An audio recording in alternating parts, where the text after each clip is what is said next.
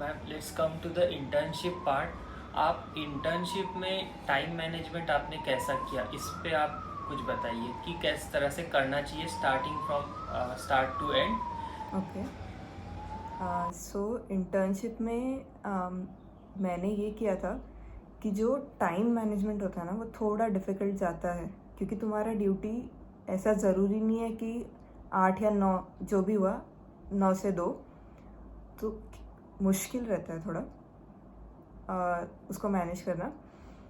जो अगर तुम इस टाइम को मतलब दिन को सेशंस में अगर डिवाइड करोगे, सुबह से लेकर रात तक जब भी तुम उठ रहे हो और जब तक तुम सो रहे हो, तो अगर तुम इसमें सेशंस बनाओगे, जैसे morning session, afternoon session, afternoon में भी अगर तुम्हारे मतलब तुम्हारा स्टडी स्टाइल कैसा है कि तुम 2 घंटे बैठ के पढ़ते हो, 3 घंटे बैठ के पढ़ते हो, तो उस हिसाब से आफ्टरनून के स्लॉट्स, क्योंकि वहीं पर मेजर तुम पढ़ते हो, या फिर अगर तुम्हारा कुछ मेजर पोस्टिंग चल रहा था तो शाम को भी जाना पड़ता है, तो एक ही स्लॉट बनता है वापस आफ्टरनून का, और फिर रात का एक स्लॉट। जैसे मैं रात में पढ़ती थी तो मैं रात में 2 स्लॉट्स बना देती थी। तो इसमें क्या होता है ना कि मान लो अगर मेरा आज कुछ तो ड्यूटी में गड़बड़ हो गया, मेरा आफ्टरनून स्लॉट था ही नहीं, फिर भी मेरे पास एक मॉर्निंग स्लॉट था और रात के मेरे 2 स्लॉट्स थे। तो इसमें ऐसा है कि या फिर अगर मैं मान लो गलती से मैं सुबह लेट हो गई उठने में, तो मेरा मॉर्निंग स्लॉट चला गया, तो मेरे पास अभी भी आफ्टरनून है। अगर मेजर पोस्टिंग नहीं है तो आफ्टरनून के 2 और रात के 2 स्लॉट्स है। तो यहाँ पे क्या होता है ना कि अगर मैं इसको एज अ डे कंसिडर करती आर वाइज, तो अगर मैं ये सोचती कि मेरे सुबह के 2 घंटे चले गए ऑलरेडी और फिर मैं ड्यूटी करके आती और फिर ड्यूटी से लेट हो जाती, तो 3 साढ़े 3 हो जाते मुझे आते से, तो आई वुड हैव थॉट कि मेरा दिन वेस्ट हो गया।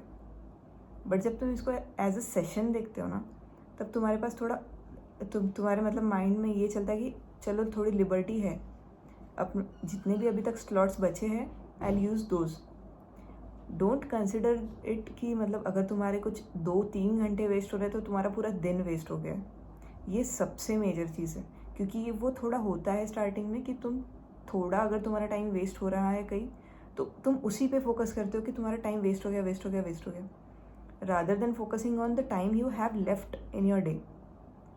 तो ये सेशन में टॉपिक्स, तो अगर टॉपिक्स मैंने उसमें डिवाइड मतलब उसमें अलॉट किए हैं किसी टॉपिक को, तो उतना टॉपिक अगर मैं फिर अभी उसमें प्रायोरिटाइज़ करूँगी कि मुझे कौन से टॉपिक को ज़्यादा ऊपर रखना है, कि मैं उसको ले लेती हूँ अभी कोई एक टॉपिक है कि जिसमें मैं कॉन्फिडेंट हूँ तो उसको अभी रख देती हूँ, उसको रिविजन में ले लूँगी। तो इस हिसाब से जब तुम जो जो भी तुमने डिसाइड किया है फॉर अ डे, तो उसमें से even if you are done with 70 to 80% of whatever you had decided, तो भी you are good to go. मतलब क्योंकि you cannot complete everything, right, क्योंकि वो ड्यूटी में भी आगे पीछे होता है, या फिर तुम्हें भी कहीं जाना होता है, कुछ ना कुछ आ सकता है दिन में। तो ये दिन का मैं ऐसे प्लान करती थी, and I use to decide it for a week, I use to decide a subject for a week.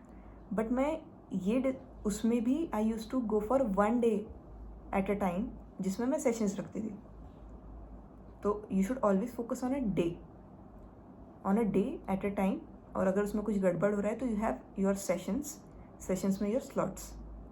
तो try to manage as much as you can उसमें। और जो अगर इंटर्नशिप का मानेंगे तो उसमें भी you can find ways to study in internship, right, कि तुम कोई हल्का फुल्का पोस्टिंग है, कैजुअलिटी में बस बैठे हो, कोई नहीं आ रहा है, कुछ काम नहीं है, तो अब तुम वहाँ पे क्यू बैंक सॉल्व कर लो, या फिर वीडियो लगा लो, या फिर नोट्स पढ़ लो। थोड़ा इंटर्नशिप के मतलब इंटर्नशिप ड्यूटी आवर्स में भी अगर तुम्हें टाइम मिल रहा है तो यूटिलाइज इट, क्योंकि आगे जिन दिन में जाके अगर तुम्हें लेट हो गया या फिर कुछ हो गया या फिर बाद में काम आ गया, तो तुम्हारा फिर वो आगे वाला स्लॉट अफेक्ट होगा। तो अगर तुम्हारे मतलब जहाँ पे भी तुम एडजस्ट कर पा रहे हो अपना पढ़ाई इंटर्नशिप आवर्स में, तो you should do it. Right. And ma'am जो बोलते हैं कि जिस सब्जेक्ट की इंटर्नशिप चल रही है उसका पढ़ना चाहिए, उस हिसाब उस पर आपका क्या कहना है?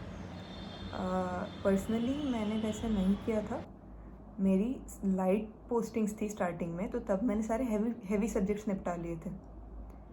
क्योंकि कैसे होता है ना कि अगर तुम्हारी हैवी पोस्टिंग लगी है, मान लो मेडिसिन, सर्जरी, ऑर्थो वगैरह, उसमें तुम्हारे पास इतना टाइम नहीं है कि तुम इतना मेजर सब्जेक्ट 4 हफ्ते में कर पाओ with duty.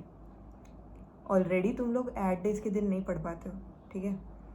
Post ed day भी बहुत हैवी जाता है, post to post ed day हल्का हैवी जाता है, बट इन 2 दिन में तुम इतना थक जाते हो कि तुम्हारा post to post ed day भी अफेक्ट हो जाता है।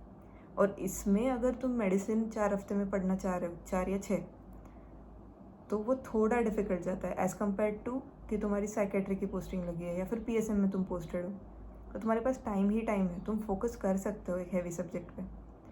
तो जैसे मेरा लाइट सब्जेक्ट्स का पोस्टिंग था, तो मैंने पूरा हैवी सब्जेक्ट्स पहले उठा लिया, और फिर जैसे जैसे मेरा हैवी आते गया तब मैंने एकदम ऐसे इजी सब्जेक्ट्स उस पोस्टिंग के साथ लगा दिए।